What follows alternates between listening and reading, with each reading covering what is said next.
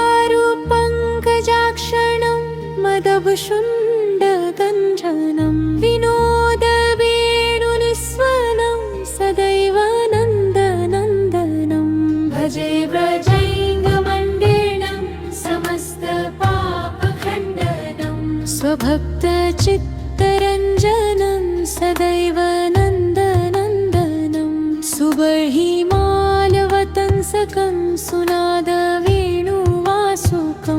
मनोजदाहपावकं सदैव नन्दनन्दनं नवीनमेघनागरं कलालसाललोचनं समस्तगोपनन्दनं सदैव नन्दनन्दनं नरेन्द्रमानभञ्जलं विशारदाम्बुचारणं यशोधया सवत्सलं सदैव नन्दनन्दनं